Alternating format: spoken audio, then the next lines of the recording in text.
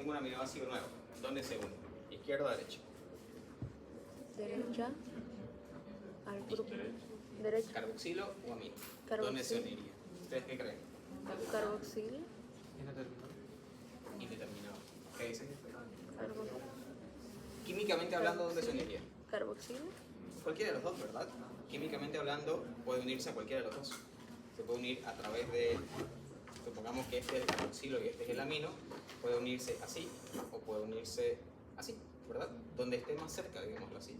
Sin embargo, estas proteínas son sintetizadas a través del dogma central de la biología y en el proceso de la traducción, la secuencia que va a seguir es la secuencia del ARN mensajero. El ARN mensajero va a una secuencia donde el primer aminoácido que se sintetiza, que ya les había mencionado antes, es la metionina. Esta metionina siempre va a estar determinada como la primera y la metionina siempre está en el sentido N-terminal. Entonces este es el primer aminoácido. Supongamos que esta es la metionina. Entonces todos los aminoácidos que se unan no se van a unir hacia este lado, se van a unir hacia el carboxilo, en este sentido. Entonces ahí decimos que el N-terminal es la punta de la proteína y el C-terminal siempre es la cola de la proteína. Y sabemos eso por el sentido en el que se sintetizan las proteínas en biología molecular. Ya pues se lo verán con mucho más detalle en síntesis de proteínas en cuarto año. O sea, que pese al nombre de N-terminal, o sea, va mayoritariamente al principio. En el caso, o sea, a partir de la metionina, digamos, todos van a ser esa misma secuencia. Pues. La metionina va a ser el primer aminoácido que se codifica en la proteína. La metionina está en el N-terminal y todos los aminoácidos que siguen van a venir después de la metionina. Así que el último aminoácido siempre va a estar en el C-terminal. Entonces, le llamamos N-terminal y C-terminal por la característica química. Pero ahí le podríamos, si quieren, llamar primer aminoácido, último aminoácido. Pero la dirección en la que se encuentra, obviamente, es N o C-terminal. Y esto es importante, y esto ya tiene un agregado de investigación más que por el otro lado. Supongamos de que este es el péptido, ¿verdad? En el péptido acá está el N-terminal y acá está el C-terminal. Cuando el tema es lineal, para nosotros es fácil decir inicio y fin, ¿verdad? Sin embargo, cuando este péptido pasa por todo el sistema endomembrana, se adquiere la configuración que quiere adquirir, necesita adquirir para hacer una proteína, esta proteína va a terminar en este estado. Aquí tenemos una punta y acá tenemos la otra punta. Biológicamente no nos interesa dónde empieza y dónde termina, porque todo está así, ¿verdad? Y en este momento que está así, posiblemente lo que la proteína necesita es este espacio, que digamos está cargado positivamente,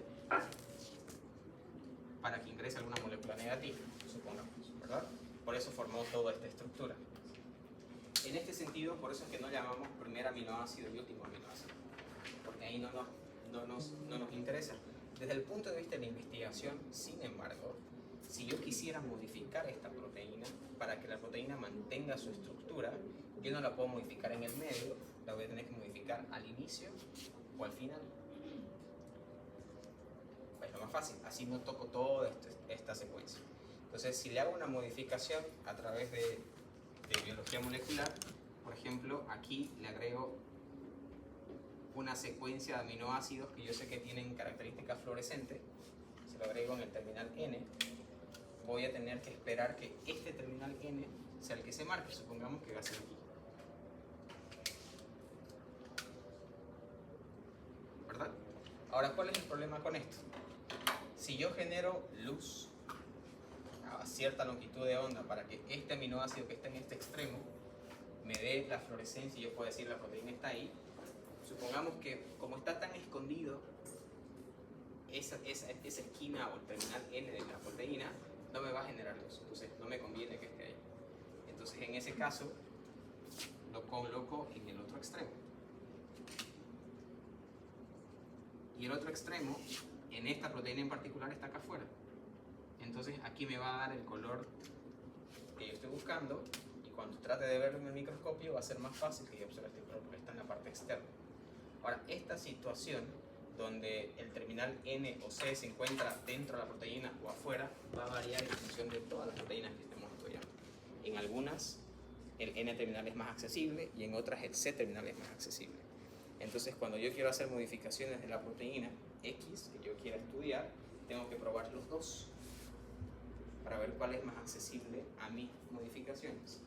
Pero desde el punto de vista, por ejemplo, clínico, cuando hacemos determinación de cuantificación de proteínas, cuando vean, por ejemplo, perfil hepático, perfil lipídico, y veamos cuantificación de enzimas en sangre, ahí no nos interesa ninguno de los dos extremos, porque ahí lo que estamos viendo es la función de la proteína.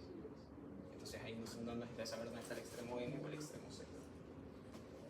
Así que en otras palabras, en resumen, no vamos a llamar primer aminoácido y último aminoácido, porque en una estructura ya como esta, no sabemos dónde empieza y dónde termina.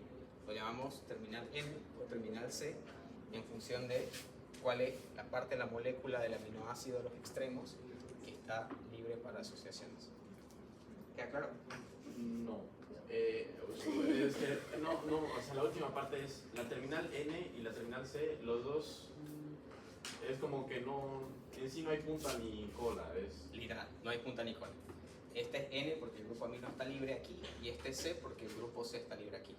Si queremos entrar un poquito a la síntesis de proteínas, la síntesis me dice que primero empieza con el terminal N y sobre el terminal N se van agregando más aminoácidos en el terminal C, obviamente. digamos, mi terminal N está libre, la puedo llamar terminal N. Exacto. Y si no está libre, ¿cómo se le llama? ¿Cómo se le llama? No enseñó nada, porque por ejemplo acá, aquí, este es mi terminal N, ¿verdad? Aquí, este es un aminoácido y este es otro aminoácido. En este aminoácido mi terminal N es este. Y en este aminoácido mi terminal N es este, ¿verdad? Cuando se une, este aminoácido ya no tiene el terminal N, porque ya se unió. Y no tiene terminal N porque no termina en N, termina en C solamente. Y la terminal N desaparece porque ahora está unida a otro aminoácido. Pero ese aminoácido sí tiene su terminal N libre. Pero si otro aminoácido se une aquí, este ya no va a tener terminal N y tampoco tiene terminal C. Pero ¿quién tiene terminal N y C? Todo el péptido, porque siempre va a haber un extremo C y un extremo N.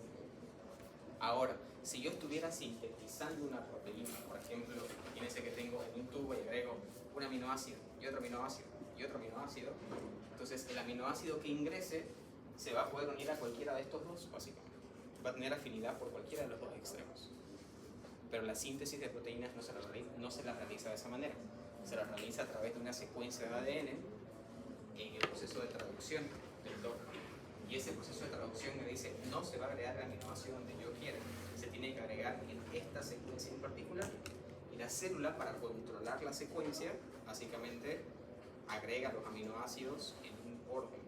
Y ese orden va a ser, empiezo con este aminoácido y todos los aminoácidos que agregue los voy a agregar siempre a la terminal C. Entonces, si este es el aminoácido 1, N y C, entonces siempre lo agrego a la terminal C. Entonces este ya no tiene terminal C porque ya la ocupé. Sigue con la terminal N. El que agregué ahora tiene terminal C, entonces ahí viene el otro aminoácido. Entonces siempre lo agrego en la terminal C, pero nunca pierdo las terminales, ¿verdad? El nuevo aminoácido que ingrese va a traer su propia terminal C, siempre. Y al final el péptido termina como una terminal N y una terminal C. Es terminal N por el nitrógeno del grupo amino y terminal C por el carbono de ácido graso. Sí. Doctor, entonces, ¿por qué mencionó de la coloración de las terminales? Porque en la práctica, ¿acaso podemos saber cuál es la terminal C y cuál es la N? Sí, no en la proteína, pero sí en la secuencia de ADN. Entonces ya es más biología molecular. ¿Por qué nos, a ver, y esto lo que voy a explicar es entre paréntesis porque corresponde más a biología molecular, pero que quede claro la lógica de lo que acabo de explicar. Si ustedes me ven, ustedes saben que esta es mi izquierda y esta es mi derecha, ¿verdad? Sí. Ok, entonces yo no empiezo aquí ni termino aquí, simplemente esto es izquierda y esto es derecha. Ahora, si ustedes quieren ver si yo sé, por ejemplo, dibujar, que tienen que darme un lápiz, ¿verdad? Ahora, ¿a qué mano me darían el lápiz? En la mano, todo el mundo iría derecho, ¿verdad? Porque todo el mundo pensaría que soy diestro, pero en verdad soy zurdo. Entonces, si me lo dan a la mano derecha, yo no voy a poder hacer nada con la derecha. Me lo tendrían que dar en la zurda. Pero si pasa un diestro, no se lo pueden dar en la izquierda, se lo tienen que dar en la derecha. Entonces, cada persona donde le den el marcador va a tener una habilidad completamente distinta. En la proteína es lo mismo. Si yo quiero modificar la proteína de alguna manera, tengo que ver dónde me es más fácil la modificación, en el terminal N o en el terminal C. Y esto se va a dar básicamente por la disponibilidad de cuando ya la proteína está formada y tenga esa estructura toda extraña, cuál de los dos extremos es el que está más libre. El extremo que esté más libre básicamente es el que yo voy a poder modificar. Y el extremo que esté escondido, metido en toda esa maraña del péptido, no lo voy a poder modificar, ¿verdad?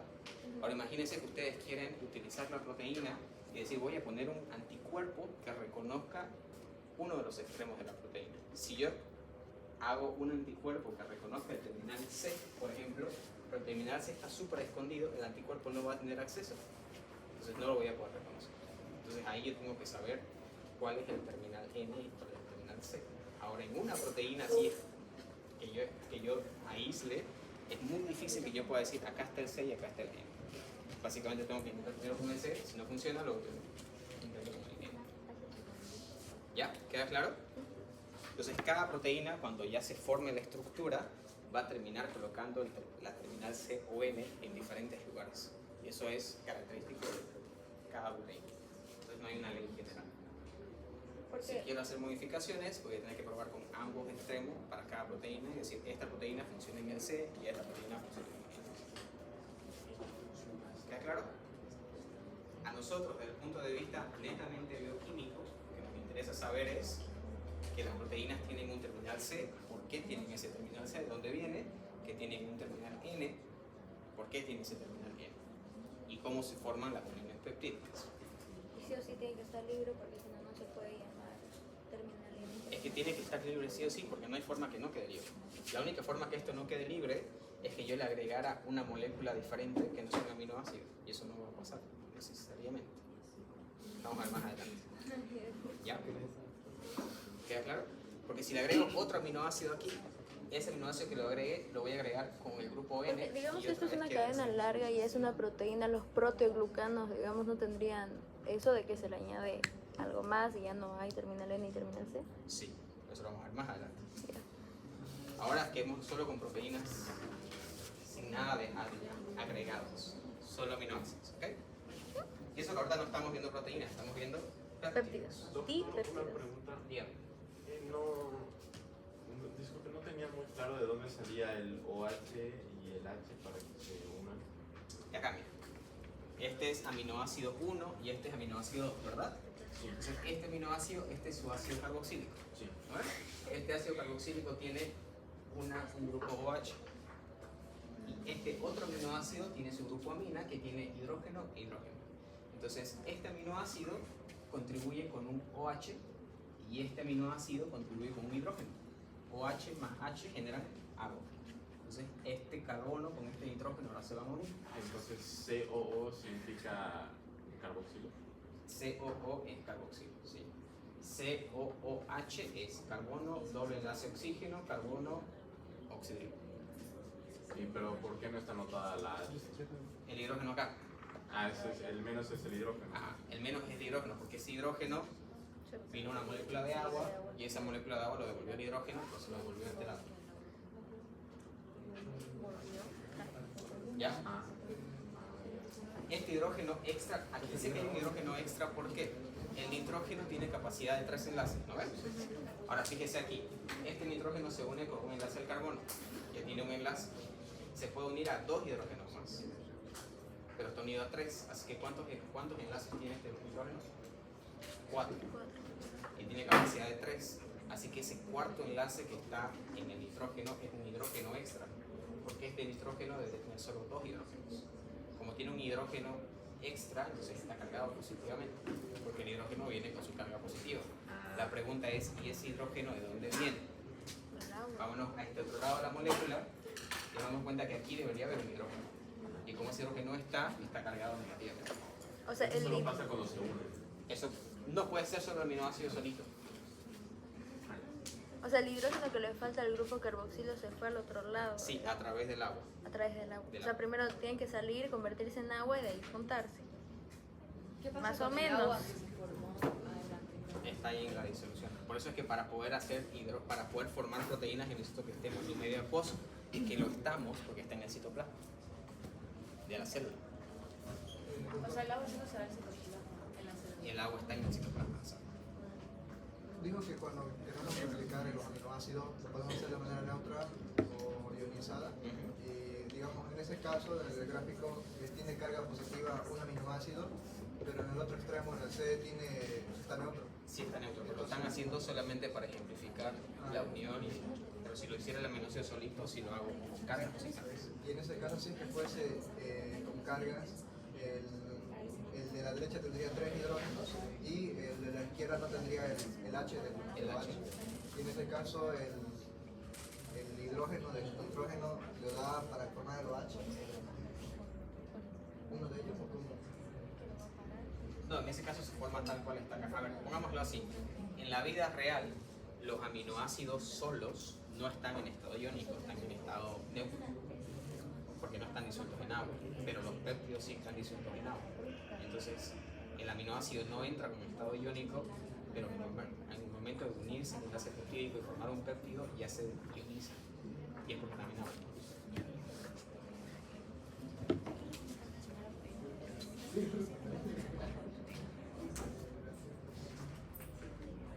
Entonces, en esa lógica ya tengo un aminoácido que se une a otro aminoácido y luego se une a un tercer aminoácido y van formando péptidos, ¿verdad? Entonces podemos tener dipéptidos, tripéptidos, tetrapéptidos y bueno, básicamente la unión puede ir desde 2 aminoácidos hasta incluso 10.000 aminoácidos en proteínas. ¿Cuántos aminoácidos voy a tener? De nuevo, recuerden que una proteína es una biomolécula. La característica de una biomolécula no es la presencia del carbono. ¿Se acuerdan? ¿Cómo otra vez? Que es sintetizada por un organismo vivo, ¿verdad? Entonces, si es sintetizada por un organismo vivo en las proteínas, es el único caso que para poder sintetizar las proteínas necesito de una información. Cuando sintetizo cuando sintetizo glúcidos o sintetizo lípidos, no lo hago a través de una información. Las proteínas sí. Entonces tengo que ir al código genético, al genoma de la célula, ver qué secuencias hay y sobre esa idea generar una cadena de péptidos. Entonces, sobre esa idea uno se podría poner a pensar, ¿okay? Si tengo un péptido de 100 aminoácidos versus un péptido de 1000 aminoácidos, ¿cuál es el péptido más importante? Uno pensaría que es el que tiene más. Mientras más aminoácidos, más grande el péptido, debe tener una función más importante, ¿verdad? Pero las hormonas son hechas de aminoácidos también, son muy importantes y son súper chiquitas. Una enzima está hecha por un montón de aminoácidos y también son importantes. Con esto me voy a que no necesariamente porque una proteína tenga un montón de aminoácidos o la cadena peptídica sea extremadamente larga, la proteína va a ser más o menos importante que una con menos cantidad de aminoácidos. La importancia de la proteína, en este caso, se la va a dar en función de en qué parte del metabolismo está funcionando. Y eso lo veremos en metabolismo después, ¿ya? Pero es importante que tomemos eso. Yo no puedo decir esta proteína es más o menos importante que esta otra únicamente al decir tiene más o menos aminoácidos. El número de aminoácidos no tiene nada que ver con la importancia biológica de esa proteína en particular, ¿ya? Ahora, cuando estoy ya formando un péptido, como es este caso, por ejemplo, voy a tener unión, ¿verdad? Ácido carboxílico, nitrógeno, ácido carboxílico, nitrógeno. La unión se mantiene de la misma forma en todos los aminoácidos sin ninguna variación. Con este enlace peptídico tengo un terminal C, tengo un terminal N, y aquí lo característico es que cada aminoácido va a contribuir al péptido con su cadena R. Entonces, si se dan cuenta, este aminoácido tiene esta cadena R. Este aminoácido tiene esta cadena R. Este aminoácido tiene esta cadena R. Y así sucesivamente. Entonces, ahí es donde empiezo a pensar, ¿cuál es la diferencia entre un péptido y otro péptido? Las diferencias de las cadenas R que van a estar ahí. Porque el ácido carboxílico, el hidrógeno y el grupo amino son iguales. No hay ninguna diferencia. Entonces, el aporte de un aminoácido a la cadena peptídica está en su cadena R, no está en otra cosa. Entonces ahí uno se pone a pensar qué función tendrá esa cadena R. Y por qué la célula decide que aquí necesita un triptófano y acá necesita una metionina o una alanina, por ejemplo. Y qué características tiene esa cadena R. Para formar esta proteína, por ejemplo, donde voy a tener un espacio que está cargado positivamente, ¿qué necesitaría? Cadenas R que sean polares y estén cargadas positivamente. Entonces voy a poner un montón de aminoácidos con esa característica para generar un ambiente polar positivo. ¿Podría explicarlo de nuevo ahí de pelo completamente por encima? Esta es una proteína X, ¿verdad? Por alguna razón esta proteína necesita formar este ambiente, este espacio, y tiene que estar ese espacio cargado de signos positivos. Entonces, como la proteína está compuesta solo de aminoácidos, ¿qué es lo que va a hacer la proteína? O la célula, mejor dicho. Va a sintetizar una proteína donde tenga aminoácidos, en este caso, por ejemplo, en esta secuencia del péptido van a tener que haber aminoácidos cuyas cadenas R tengan cargas positivas. Entonces ahí va a seleccionar cadenas R que sean polares y con carga, y carga positiva, no carga negativa, para que se genere un ambiente de carga positiva, porque bueno, ahí tendrá que entrar algún elemento, digamos, un grupo fosfato, que sea, ¿no? Entonces, porque genera ese ambiente. Entonces, cuando vamos generando la proteína, cuando digo vamos, me refiero a la célula, cuando se va sintetizando esa proteína, se sintetiza con esa mentalidad. ¿Qué aminoácido voy a colocar? Es en función de qué grupo R tiene este aminoácido y cómo contribuye a que se forme esta proteína. ¿Cómo llegamos a esta estructura? Lo vamos a ver más adelante. Pero esa es la importancia de los grupos R en cada aminoácido. Entonces, si en el examen, por ejemplo, yo les dijera, necesito una proteína que tenga mucha afinidad por elementos ácidos, ¿qué tipo de aminoácidos tendría que tener esa proteína? ¿Cómo? Una proteína que tenga afinidad por elementos ácidos. Tiene que ser. ¿Qué es un elemento ácido? Es un químico que tiene capacidad de donar protones. Y cuando va a donar protones tiene una carga generalmente negativa, ¿verdad? Entonces un ácido probablemente va a estar cargado negativamente. Entonces si está un ácido cargado negativamente, ¿qué tengo que generar? Una proteína que tenga carga positiva, ¿no ves? Entonces voy a necesitar aminoácidos polares con carga positiva. ¿Queda claro? Claro, sí, sí. ¿Sí? Para que la traiga, pues, ¿no? Para que la pueda traiga, pasar. porque voy a tener que generar lo opuesto para que genere atracción. O por ejemplo, digo, necesito generar una proteína que sienta afinidad por lípidos, por ejemplo. Lípidos complejos, triglicéridos complejos. Entonces los triglicéridos complejos son apolares, ¿no ven? Entonces solamente tomando la parte apolar, nada más de información, voy a necesitar ¿qué tipo de elementos? Polares. Ahí diría polares, pero en verdad no es polares, sería apolares, ¿verdad? Necesito cadenas apolares para que puedan interactuar con el lípido. ¿Queda claro? Recuerden que opuestos se traen cuando se refiere a signos. Positivo y negativo se atraen, pero para que positivo y negativo se atraigan, ambos tienen que ser polares. Pero polar y no polar no se atraen, más bien se repelen. Entonces, si quiero agarrar un lípido con una proteína que necesito, una proteína con carga, perdón, sin cargas, una proteína que también sea apolar. Entonces ahí ustedes me dirán, porque sabrán los aminoácidos, me dirán, ok, necesitamos un aminoácido, un péptido que tenga estos y estos aminoácidos, que son aminoácidos con grupo R apolar o no polar, que es lo mismo. O sea, se necesita una proteína con aminoácidos. Con grupo R, con características, me darán la lista de los aminoácidos, no simplemente me dirán términos generales. No, simplemente que me digan el nombre. O sea, por ejemplo, en fisio hay canales con compuertas para sodio y que tiene dos compuertas, la por la arriba es positiva, la de abajo es negativa, entonces tiene sentido, digamos, no que sea porque la de arriba bloquearía y cuando se abre deja que se atraigan por la compuerta de abajo, digamos, por decirlo así. Exacto, entonces esa proteína va a tener, por ejemplo, la bomba de sodio y potasio, ¿no ves? Entonces esa proteína, si esta es la membrana, va a necesitar, por ejemplo, supongamos que la proteína es así. más bonita que eso, pero más o menos eso, ¿verdad? Si esa es la proteína, capaz yo necesito que la proteína en este sector del péptido esté cargado de manera positiva. Entonces aquí tengo aminoácidos polares positivos.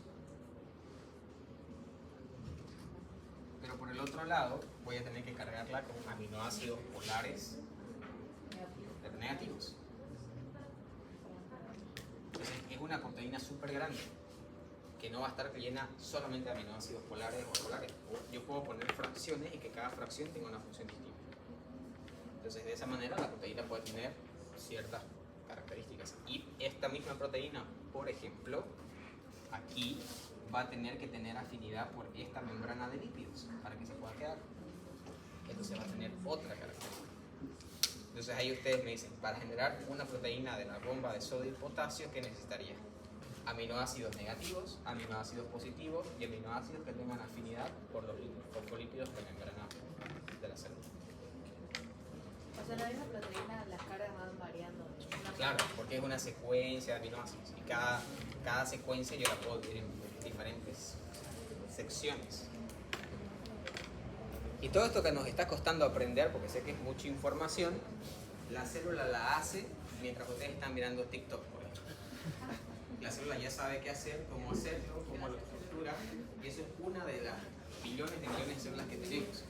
Y de esas millones de células están divididas en neuronas, hepatocitos, cardiocitos, y cada una sintetiza un sistema proteico completamente distinto.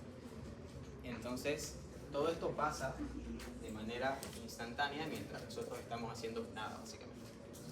¿Ya? Con eso, básicamente, entendemos la complejidad del sistema vivo. Solo queremos entender cómo funciona. ¿Queda claro, entonces? Entonces, una proteína va a estar formada por aminoácidos. Y estos aminoácidos, la única contribución diferencial que hacen es esta cadena E. Porque si se dan cuenta, todo lo demás es exactamente igual. Entonces, la diferencia entre este y este es esta cadena R. Y esta cadena R va a contribuir de una manera diferente a la otra. Y ahí es donde vamos viendo qué tipo de aminoácidos necesitamos. ¿Queda claro? Sí.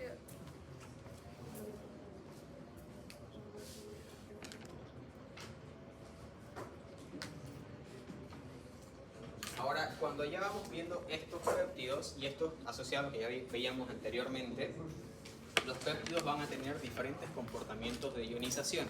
Ionización que significa que tiene iones, ¿verdad? Y estos iones pueden ser positivos o pueden ser negativos. Ahora, de por sí, una cadena peptídica va a tener dos iones, un positivo y un negativo. El positivo va a estar en el grupo N terminal y el negativo va a estar en el grupo C terminal, siempre, ¿verdad? Ahora, el detalle es que en toda esta cadena, desde el segundo aminoácido hasta el penúltimo, puede o haber iones o no haber iones. ¿Y a qué me refiero con esto? Puede haber iones porque va a tener grupos R que son polares iónicos, o puede no haber iones porque va a tener puro R apolares, o puede haber una mezcla de esto, ¿verdad? Entonces volvemos a la misma lógica, qué grupos R están presentes en todo el péptido y si esos grupos R van a tener o no tener algún tipo de característica iónica. Entonces yo digo, todas las proteínas tienen una carga negativa en el terminal C y una carga positiva en el terminal N, todas, sin excepción. Habiendo dicho esto, ¿cómo es su carga en el medio? Y eso va a variar en función de cada proteína. Este péptido en particular solamente tiene una carga y es negativa en el medio, si se dan cuenta. Aquí no tiene cargas y aquí no tiene cargas. Entonces este tiene un grado de ionización negativo más negativo, perdón, acá hay uno positivo, ¿verdad? Entonces tiene negativo y negativo se van a repeler, positivo y positivo. Entonces este tiene en total una carga de ionización neutra porque tiene dos positivos y dos negativos. Pero ¿qué pasa si no lo tuviera este? Va a ser una carga total negativa, ¿verdad? Porque tiene dos negativos y solo un positivo. Entonces tiene una carga de ionización total positiva, negativa o neutra. Y de nuevo, eso va a variar en función de cuál es el aporte de carga que va a generar cada uno de los aminoácidos intermedios. ¿Queda claro? Y puede no haber cargas. Puede que todos estos aminoácidos no sean polares, todos son apolares, entonces no hay cargas. Y va a ser neutra porque tiene solo un positivo y un negativo. Entonces las proteínas pueden tener cargas positivas y negativas. Claro, básicamente es el ejemplo que les estoy dando acá, o el ejemplo que les estoy dando acá. Esta es una proteína que va a tener cargas positivas por arriba y cargas negativas por abajo. Podría ser neutra. Como también puede ser completamente O neutra. sea, la suma podría ser todo, la proteína es neutra, pero tiene positivo y negativo. Sí, como también puede ser más positivos que negativos o más negativos que positivos. Aquí la proteína no va a intentar ser, no tenemos 5 positivos, tenemos que de alguna manera poner 5 negativos acá. Dice, acá tengo que atraer un montón de elementos de sodio, y el sodio es positivo, así que voy a meter altísimas cargas negativas. Y si aquí tengo que agregar solamente unos cuantos fluoruros, pero son menos, entonces tengo menos cargas positivas.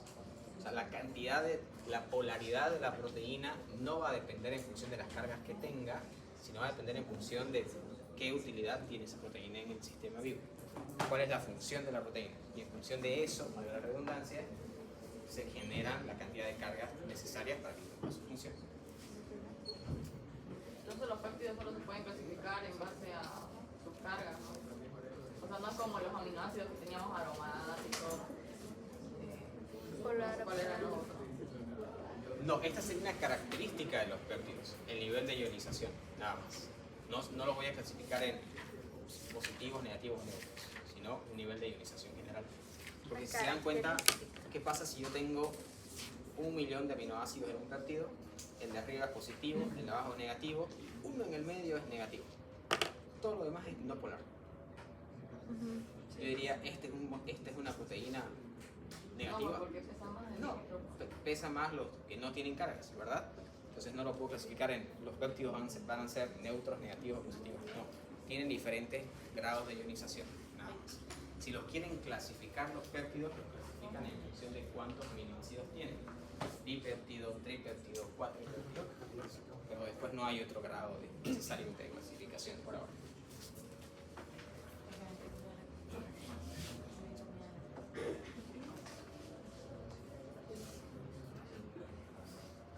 ¿Preguntas hasta ahí?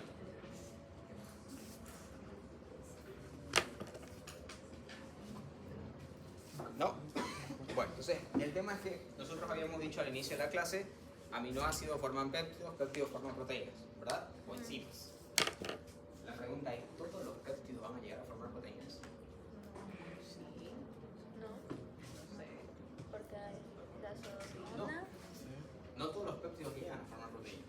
Entonces, primero partamos en la gran diferencia. ¿Cuál es la diferencia entre un péptido de 10.000 aminoácidos y una proteína de 10.000 aminoácidos? ¿Qué creen? La estructura tridimensional. La estructura tridimensional. Aquí está en forma lineal y aquí está en forma de proteína. Es la única diferencia. No va a cambiar la secuencia, no se le va a agregar algo extra, es la estructura. Una vez adquiere una estructura tridimensional, ya es proteína. Ahora, no todos los péptidos se van a convertir en proteínas. Algunos se quedan como péptidos, donde llegan a una estructura secundaria como máximo. Ahora, y estos péptidos pueden ser de diferentes tamaños, como los que decía anteriormente. Ahora, hay cadenas de proteínas que son muy chiquitas, como los anticuerpos, y son súper importantes, o las hormonas, por ejemplo. Y hay algunas que también son de importancia biológica, pero no necesariamente para todos los organismos vivos. ¿A qué me voy? Puede ser un péptido muy importante que se sintetiza en un organismo, pero que para el otro organismo no es de importancia biológica. Uno de los ejemplos que tenemos aquí es el aspartame. El aspartame, que es este péptido, tiene una característica muy importante. No produce calorías en el metabolismo y es dulce. Entonces puede reemplazar el azúcar en la dieta. Y estos son los famosos edulcorantes, por ejemplo. Entonces no son sintetizados necesariamente por nosotros, son sintetizados por otro organismo, incluso podrían ser sintetizados de manera industrial porque son pequeños y tienen una importancia, no voy a decir biológica, pero una importancia clínica, si quieren verlo así, para nosotros para combatir ciertas enfermedades metabólicas, ¿verdad? ¿Por qué dulce y no tiene calorías? No digo que no aporta calorías al metabolismo, porque no entra en el sistema metabólico de proteínas generando calorías y tampoco entra en el sistema metabólico de los hidratos de carbono, porque no es una glucosa, o sea, no es un hidrato de carbono, pero el sabor dulce lo tiene. Entonces básicamente se usa esa característica dulce y en vez de usar sacarosa, que tiene glucosa, que va a aportar calóricamente en el metabolismo de los hidratos de carbono, se usa esto que las papilas gustativas dicen es dulce, pero cuando ingresa al metabolismo no va a entrar al ciclo de Krebs y demás. No va a proveer energía. ¿Y cómo digerimos eso? Ajá. Simplemente no pasa por el sistema. Se lo digiere haciendo una hidrólisis de los aminoácidos. Básicamente toda esta cadena de cuatro aminoácidos se los corta y cada aminoácido de manera independiente entra a la dieta. No se puede almacenar el aspartano, solamente lo desechamos. No lo desechamos, se eliminan las cadenas peptídicas y se generan aminoácidos libres. Y cada aminoácido libre va a entrar al metabolismo de las proteínas de una manera distinta. La mayoría de estos aminoácidos se van a unir a un proceso para poder sintetizar proteínas después. O sea, son aminoácidos libres que forman otras proteínas mañana. Otros aminoácidos van a entrar a un proceso de degradación en el metabolismo de proteínas, pero no nos compliquemos en eso hoy, porque no es metabolismo todavía. ¿Ya? Esa es frustración de segundo semestre. Entonces dijo 4 aminoácidos o son 2? No, son dos, pero es un ejemplo. ¿Ya? ¿Queda claro entonces? Y es lo mismo con los aminoácidos esenciales, por ejemplo, que no los sintetizamos nosotros. Yo los podría consumir, los aminoácidos esenciales, de manera suelta, si quieren verlo así, o podría consumirlos en la dieta. Cuando yo consumo carne, están los aminoácidos esenciales, pero están sueltitos, están en una proteína. Yo la proteína la voy a digerir y mi cuerpo va a empezar a romper estos enlaces peptídicos y va a liberar aminoácidos solos, y estos aminoácidos solos ya se van a unir al metabolismo en diferentes formas. Algunos entran al metabolismo, otros no entran al metabolismo y pasa directamente a la síntesis de proteínas que necesitan ese aminoácido. O sea, si se consume demasiado aspartano, ¿sí te puede hacer subir de peso? No, porque no aporta calóricamente. Pero ¿y si se vuelve proteína mucho después? Claro, sí, a ver, pero de nuevo, vamos al punto de... A diferencia nuestra, nuestro cuerpo es inteligente, ¿ya? Entonces, yo puedo comer un montón de proteínas, pero hartísimas proteínas y hartísimos aminoácidos, pero si yo no necesito masa muscular, mi cuerpo no va a generar masa muscular. Mi cuerpo tiene que entender que yo necesito generar masa muscular. Para ello hay un montón de formas de hacerlo, ejercicio principalmente, por ejemplo, pero yo tengo que de alguna manera decirle a mi cuerpo necesito masa muscular. Si no, el cuerpo va a decir, ok, no necesita masa muscular, hacemos otra cosa con las proteínas. Lo mismo que es con las calorías o los hidratos de carbono. Yo puedo comer un montón de hidratos de carbono y mi cuerpo los adquiere y dice, ok, va a hacer ejercicio, va a usar esta energía o no. Si ve que no voy a usar la energía, no hay necesidad de convertirlo en glucosa y que entre al ciclo de Krebs y me genere ATP, porque no lo estoy usando. Entonces el cuerpo tampoco lo va a desechar. Entonces el cuerpo dice, lo almacenaremos. En algún momento lo usará. Entonces el primer lugar de almacenamiento, glucógeno. Cuando el glucógeno ya está lleno, ya no se puede llenar más, entonces hay que convertirlo en otra cosa. ¿Cuál es la mejor molécula para almacenar energía? Lípidos. A ver.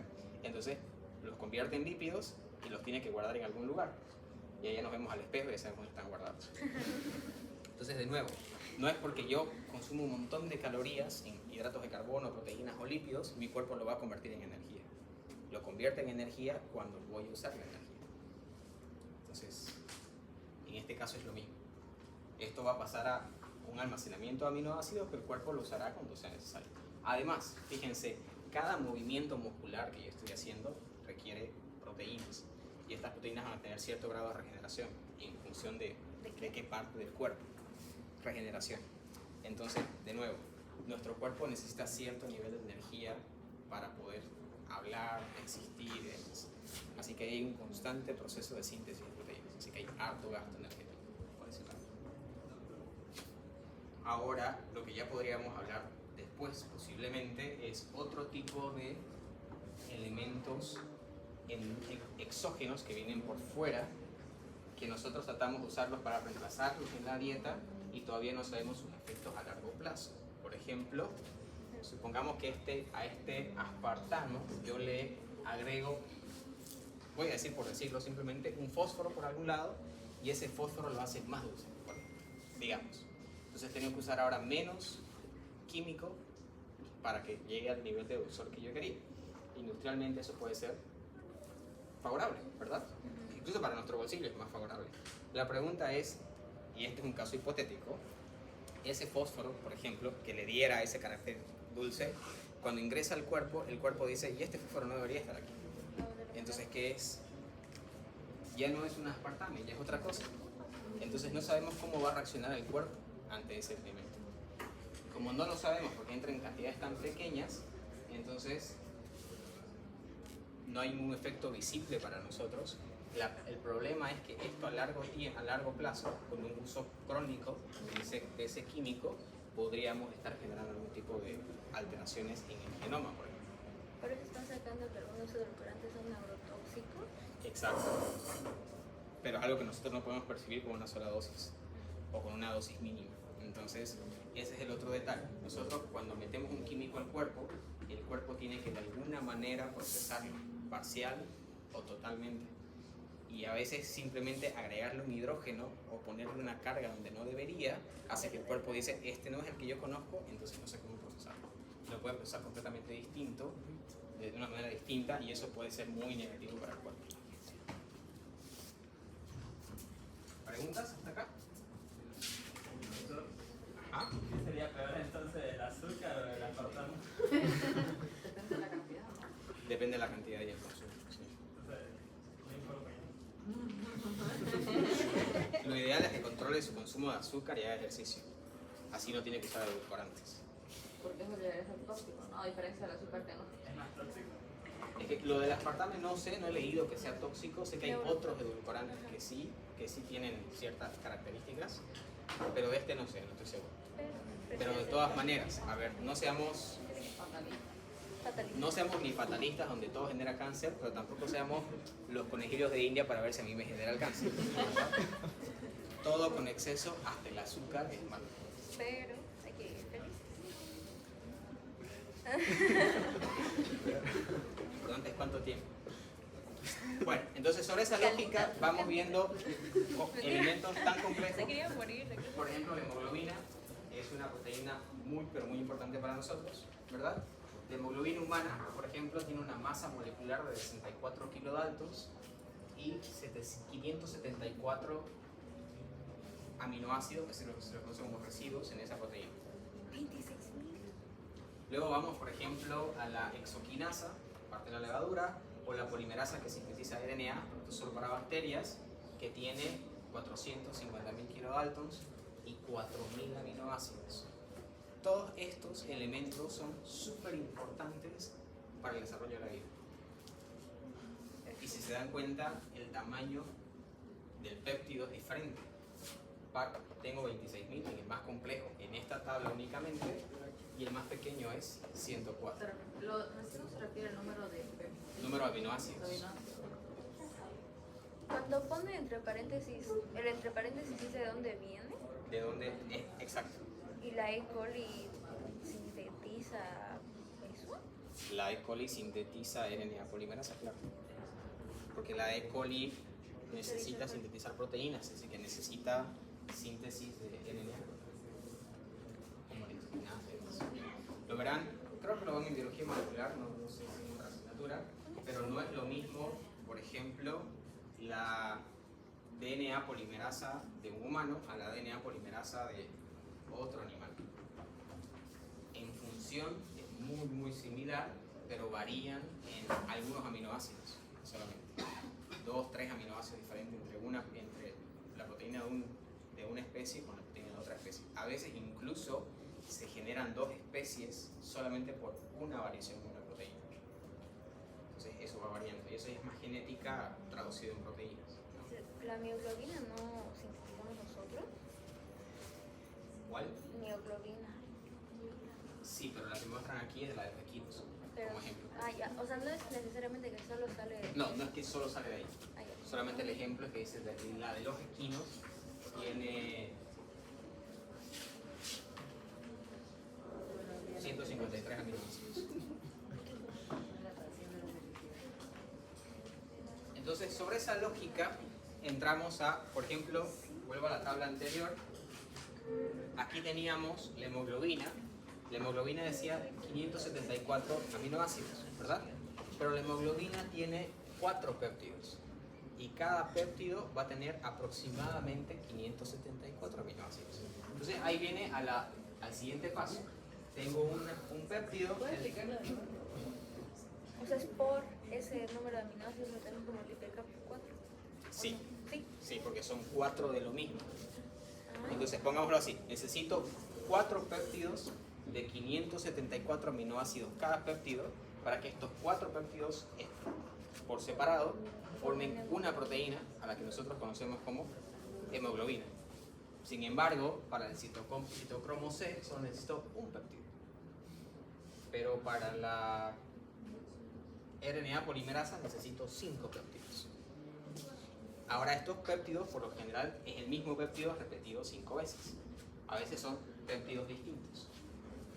El número de residuos ahí indica la cantidad de residuos por péptido o la cantidad de residuos por endospermo. Si mal no recuerdo es por péptido. Ahora, esta es la hemoglobina humana. Tenemos 2 péptidos iguales, si se dan cuenta, aquí están en color verde, y otros 2 péptidos también iguales que están en color café o marrón. Entonces tenemos para la hemoglobina particularmente 4 péptidos, de los cuales 2 son péptidos a los que nosotros le llamamos cadena alfa.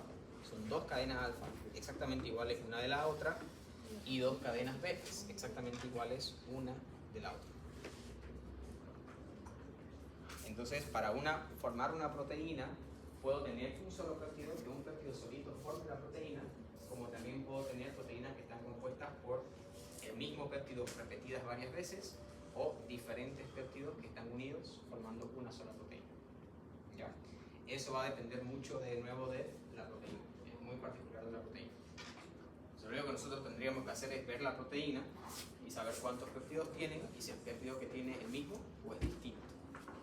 Pero es importante que tomemos en cuenta de que cuando digo péptidos diferentes o péptidos iguales, me refiero a la secuencia de secuencia de aminoácidos que tiene.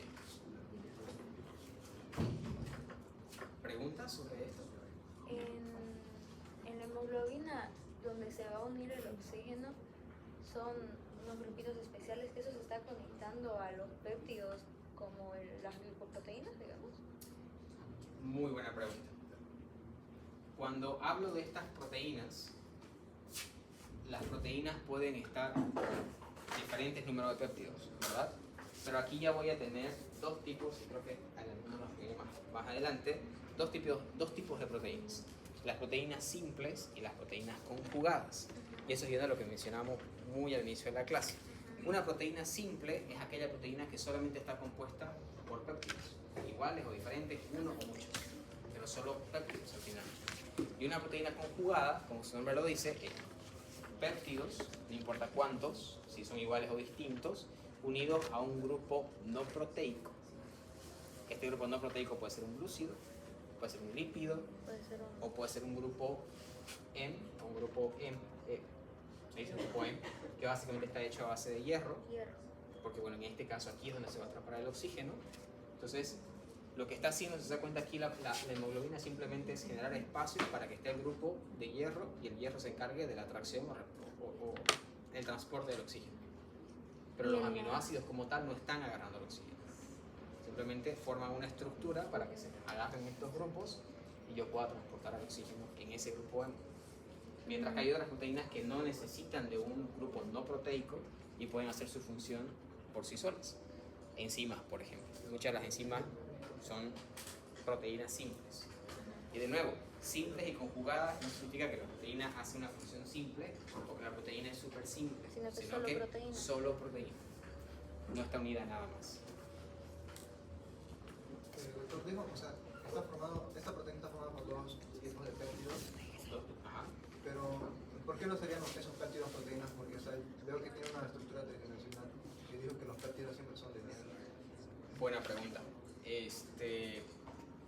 La cadena alfa por sí sola va a formar seguramente una proteína que no tiene ninguna función. Entonces, cuando se una a otra cadena alfa y a dos cadenas beta, recién forman una proteína funcional.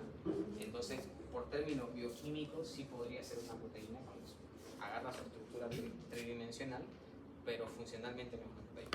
¿Y son péptidos o polipéptidos? Porque la tabla anterior decía polipéptidos en vez de péptidos. Se dice polipéptido porque ya es más de uno. La proteína total. Porque es más de un péptido, entonces es una proteína de polipéptidos, que es más de un péptido. ¿Y por qué la formaría si el inicio no tiene función? ¿O es para unirse al otro que ya tenga? ¿Por qué cuando no está unida a los demás no tiene función? Es una excelente pregunta. ¿Por qué creen? Porque como que... Porque Dios así lo O sea, sí. Pero en tipos de anemias esto se puede alterar. Vamos a ver un ejemplo de eso más adelante. Igual. Pero, a ver, es una excelente pregunta. ¿Por qué si la cadena alfa agarra la estructura tridimensional no tiene función? ¿Por qué no? Porque la función principal de la hemoglobina es cuando están los cuatro péptidos, ¿verdad? Ahora, no es que no tenga función, sino que la función que podría dar por sí sola no es suficiente. Entonces necesita una estructura más compleja. No recuerdo si es en chimpancés o en gorilas, pero la hemoglobina solo tiene una cadena alfa y una cadena beta, no tiene doble. Entonces es la misma hemoglobina, casi la misma estructura, pero en vez que tenga dos alfas y dos betas, solo tiene un alfa y una beta. ¿Por qué? Es suficiente para su organismo. Suficiente para claro, puede ser suficiente para el organismo, no vamos a decir que son seres más simples porque no lo son, cada ser tiene una complejidad distinta, pero hay una diferencia. ¿En una anemia con deficiencia de hierro puede afectar los grupos estos de hierro o no? Toda la clase se quiere adelantar, ¿no? Pero yéndonos a esa idea, tu compañera dice, en una persona con deficiencia de hierro, básicamente hablamos de la anemia falciforme, por ejemplo, ¿no ves? ¿Ferropénica? Una anemia falciforme significa que el glóbulo rojo no tiene la estructura que debería tener y eso es por falta de proteína. Pero, ¿por qué esta proteína no pudiera agarrar la misma cantidad de oxígeno que otra proteína? Porque le falta hierro. Hierro, Le del falta grupo hierro, M. ¿no ves? Esta hemoglobina puede agarrar ¿cuántos oxígenos? Así, a 4. simple vista, 4, ¿no ves? Ajá. Si yo tengo una persona con deficiencia de transporte de oxígeno, y eso se puede dar por deficiencia de hierro, por ejemplo, significa que su hemoglobina tiene posiblemente, en términos muy generales, es más complejo, pero muy generales, menos uno de estos, ¿verdad? Eso se puede dar ¿por qué? Pero se ¿Por puede dar. Podría, pero ¿por qué pasaría eso? Porque falta. Se plegó mal la parte. O se plegó mal esta cadena, que es muy poco probable porque esta sí se plegó bien. Otra opción, Porque falta. porque Falta falta hierro, hierro, pero eso que- significaría que habría menos hemoglobinas, no hemoglobinas incompletas. No sé. Porque posiblemente los aminoácidos que estaban aquí, que se encargaban de agarrar este grupo M, ya no están. Porque se cambiaron. Se cambiaron. Se cambiaron. Supongamos que aquí yo necesitaba un aminoácido con carga positiva y ahora hay un aminoácido no polar. ¿Y cómo se cambió? Porque hay una mutación en el genoma. Es un solo aminoácido. Y ese único aminoácido que se encargaba, no es uno, pero supongamos, que se encargaba de agarrar este grupo, ya no está. Ahora hay un aminoácido no polar que no tiene afinidad por el grupo hemo, entonces no lo agarra y no hay grupo hemo ni aquí ni aquí. O sea, se dañó su forma de agarrar. Un ejemplo, por ejemplo. Y la estructura de la hemoglobina sigue estando exactamente igual a nuestra vista, pero como hay un aminoácido distinto y ese aminoácido era, para nuestra mala suerte, esencial para la función de la hemoglobina, pues ahora esa hemoglobina no va a tener la misma capacidad de transporte de oxígeno que las demás. Y eso es un problema, ¿por qué? Porque el error no se dio en la proteína, el error se dio en el ADN. Y si el error se dio en el ADN, todas las proteínas van a ser así. O sea que ni consumiendo más hierro esa persona no va a dejar de tener anemia. No, porque es como que a mí me den un montón de comida, pero yo tenga incapacidad de digestión, por ejemplo. Yo puedo comer, pero no tengo digestión. No sirve de nada. Aquí yo lo puedo llenar de hierro al paciente, pero si tiene una mutación de de nada va a servir porque lo voy a saturar de hierro y el hierro no es donde se agarre y entonces la hemoglobina sigue siendo deficiente. O sea, que ese era también por sensibilidad. Hay otras formas de tratar de complementar, pero sabemos que después metabolismo. Pero básicamente esa es la idea, ¿ya? Yo puedo afectar la función de una proteína cambiando solo un aminoácido. Y eso es parte de lo que se conoce como evolución, por ejemplo. Y no me refiero a el origen de las especies, me refiero a la evolución cotidiana.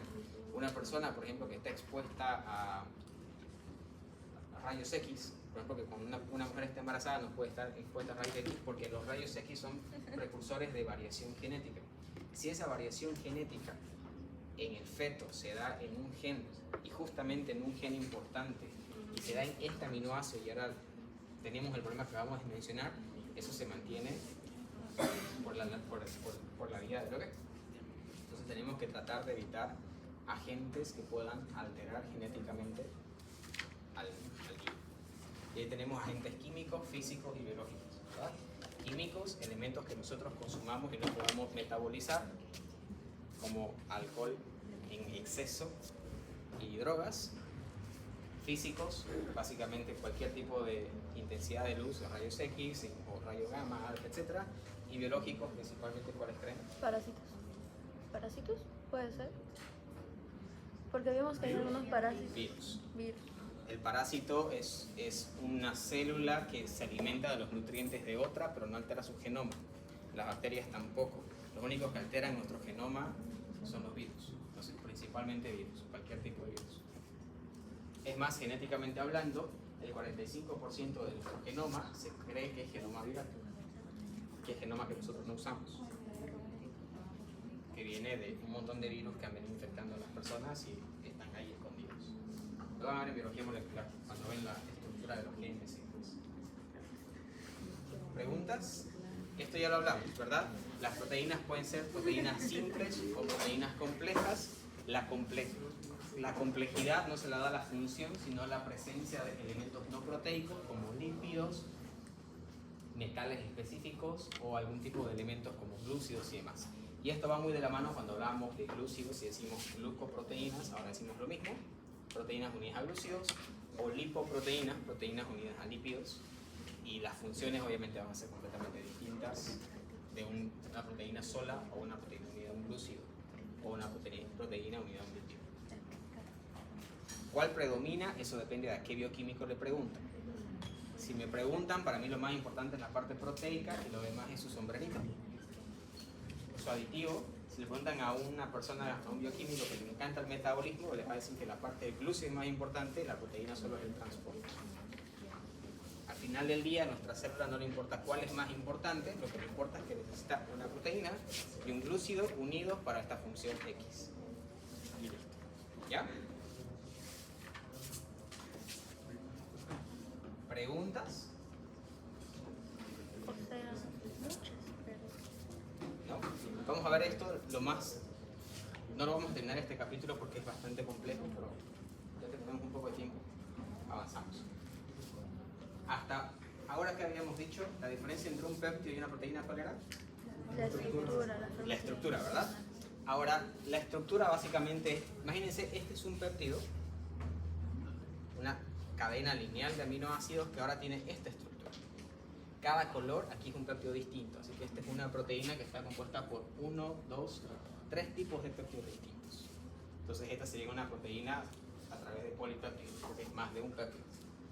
La pregunta es, ¿cómo paso de una línea a esto?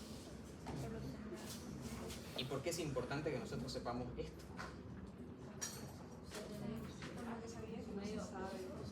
No se sabe cómo se plega, pero ya cuando sabes por el tejido, pues Ese es el cómo. A ver, clínicamente hablando, en términos muy genéricos, pero muy genéricos, clínicamente hablando, para mí, ¿cuál es la necesidad de saber la estructura de la amilasa? Por ejemplo.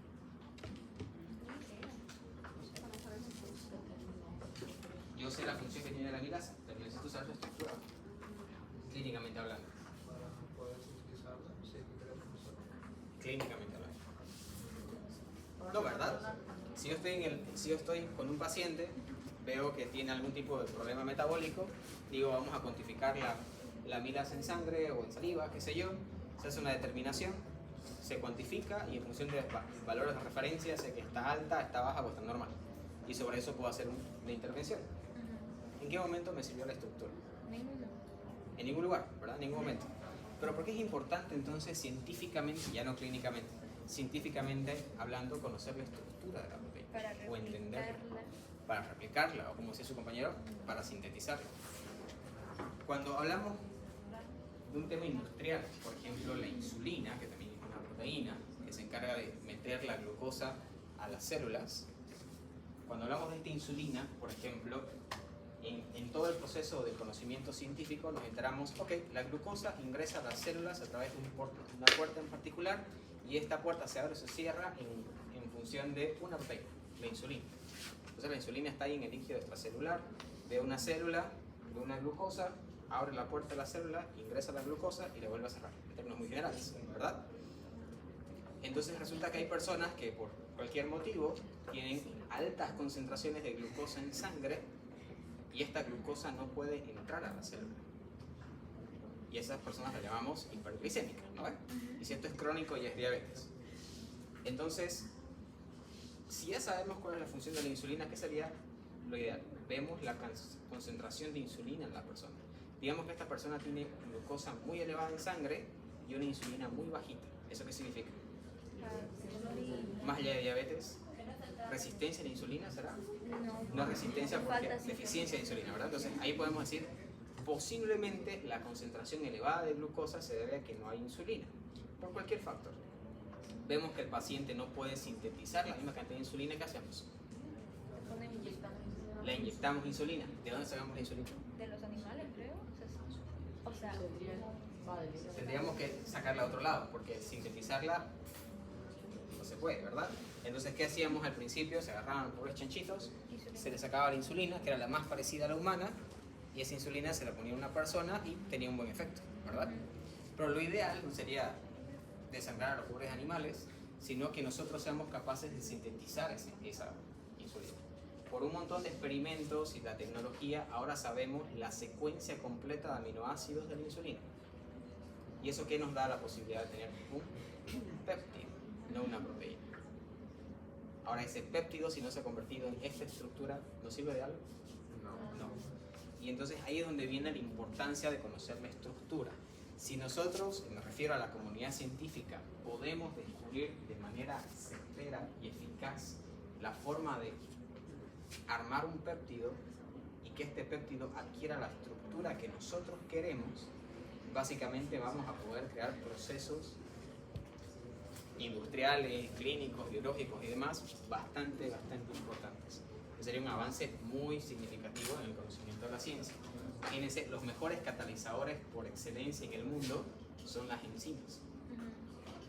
Entonces, si nosotros podemos crear una enzima que catalice una reacción por nosotros, fenomenal. ¿no hay ya enzimas sintéticas? El detalle es que es muy complejo poder llegar a ese nivel.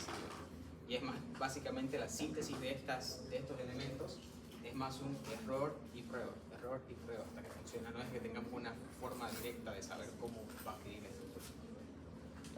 Todavía. ¿Verdad? Entonces, básicamente, nosotros ahora en el conocimiento sabemos cómo determinar esta secuencia.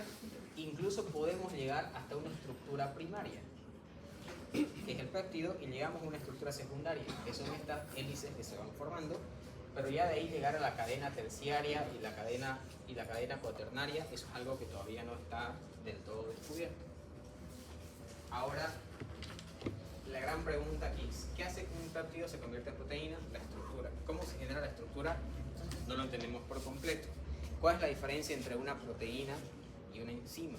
Ambos son péptidos estructurados. ¿Hay alguna diferencia en el proceso de la formación de la estructura de la proteína para que esta sea enzima y esta no sea enzima o no? Y todo esto nos podría, si supiéramos hacerlo en el laboratorio, nos ayudaría con muchas enfermedades metabólicas. Por ejemplo, deficiencia de algo, nosotros podemos introducir ese elemento. Doctor, eso que dice de que no se sabe llegar hasta la estructura terciaria y cuaternaria, se pueda, es que no sabemos cómo, ¿no? Es que todavía no se entiende a cabalidad cómo lo hace la célula. Y mientras no podamos entender a cabalidad cómo lo hace la célula, no lo podemos replicar nosotros de manera artificial. Pero de manera artificial sí podemos hacer una estructura cuaternaria, a nuestro parecer, digamos, se puede. A nuestro parecer, definitivamente, pero de ahí a que Lo único que no venga a que sabemos funcione. es... funcione otra historia. Ajá. Dentro de esa misma lógica, por ejemplo, les he mostrado un montón de dibujos, ¿no ves? Esos dibujos se los adquiere en función de fotografías de la proteína, y es tal cual es una fotografía a través de rayos X. Entonces yo meto en un tubito la proteína solita, sin ningún tipo de otra proteína u otro elemento, y a través de ciertos rayos X, que básicamente se dan en un montón de direcciones, y estos rayos X van al aminoácido. El aminoácido tiene una característica en función de qué tipo de polaridad va a presentar. Si lo vemos aquí, adelantando un poquito, esta es una cadena de péptidos, ¿verdad? Este es un aminoácido. Entonces, en función de dónde yo incida la luz con los rayos X van a llegar a un lugar del aminoácido, y en función de cómo esté el aminoácido dispuesto, va a refractar la luz en un sentido completamente diferente. Entonces, si yo voy viendo, esta es una cadena de péptidos, no es netamente lineal, es una cadena que va más o menos en zigzag, porque los grupos R van a tener cierto magnetismo, si quieren verlo así. Esto está asociado a las atracciones de Van der Waals que habíamos visto en la unidad 1, que van a hacer de que, no voy a decir cis-o-trans porque no es necesariamente el caso, pero de que el grupo R esté arriba o esté abajo, por ejemplo. Y eso va a hacer de que la cadena del péptido tenga una estructura en zigzag o tenga una estructura de tipo de hélice y demás. Eso lo podemos hacer, porque ya sabemos cuál es el ángulo de inclinación de este aminoácido, sabemos cuál es el ángulo de inclinación de este otro y demás, y esa estructura secundaria la podemos lograr. La terciaria la logramos a partir de las interacciones que existe con, si este es el péptido, acá le ponemos interacciones positivas, y cargas positivas, acá le ponemos cargas negativas, y de por sí el péptido se va a doblar, porque a positivo y negativo se atrae, ¿no? Eso podemos lograrlo, y esto es secundario, pero de ahí a que se haga un plegamiento como este, difícil. Pero sí podemos, si incidimos la luz por todos lados, más o menos encontrar la estructura de las proteínas que nosotros conocemos en función de la imagen que veíamos al inicio, básicamente. Ahora, esto es importante porque la gran pregunta es, ¿esta imagen en particular, cómo creen que lo obtuvimos? Esta no es una fotografía por rayos X. Lo que se hace en este caso es introducir la secuencia de los aminoácidos a un software, y este software básicamente aprende de un montón de estructuras de proteínas que sí se hicieron por fotografía de rayos X, y en función de ello modela la estructura de la proteína. Está suponiendo que la estructura podría ser así, y cuando luego se toma la fotografía de esta proteína, se la compara y tiene un excelente grado de modelación. O sea, es un modelo matemático muy, pero muy bueno. ¿A través de qué? De pura química. De saber cuáles son los ángulos, etcétera, que les mostraba anteriormente. Que no se preocupen, no los tenemos que saber de memoria ni entender a cabalidad, solo tener la idea de dónde viene. Este sistema de estructura de proteínas se llama, y si lo pueden leer sería genial, AlphaFold. ¿Alfa qué? AlphaFold. Fold es doblaje en inglés. Alfa de primer elemento. AlphaFold. Y esa estructura del AlphaFold es el que le dio el premio Nobel a la química el 2024, la persona que desarrolló este algoritmo. Claro, porque en base de esto sí podremos replicarlas, ¿no? Exacto. Entonces, ¿yo qué podría hacer ahorita? Puedo, en función de mis conocimientos de bioquímica, sintetizar un péptido, y quiero ver qué estructura va a tener ese péptido si yo lo meto a una célula, y entonces esa secuencia la meto a este software, y el software me dice, en función de tu secuencia, tu proteína posiblemente va a tener esta estructura. Y lo comparamos con algo que ya existe. No, sobre eso yo puedo ir haciendo ajustes en los aminoácidos, no, le aumento uno, le quito uno para que sea la estructura que más o menos yo quiero, y sobre eso, esa secuencia de aminoácidos la convierto en secuencia de ADN, y esa secuencia de ADN a través de clonamiento celular la introduzco a una bacteria, y la bacteria produce la proteína que yo quiero, que es a través de cómo se hace la insulina, por ejemplo. u otras proteínas que sí podemos trabajar, que son pseudosintéticas. Entonces, eso es yéndonos a investigaciones biomédicas, ¿no? Pero es importante para eso, en tema de medicina, el conocer la estructura de estas proteínas. ¿Biomédico no sería más bioquímico, neto? Biomédico, porque lo hago con funcionalidades de mejorar la salud de las personas. Es biomedicina. No biotecnología, ¿no? Bioquímica, biotecnología, biología molecular, todos están dentro de la misma rama que es la biología, incluso la medicina. El objetivo y demás, lo demás son técnicas, así que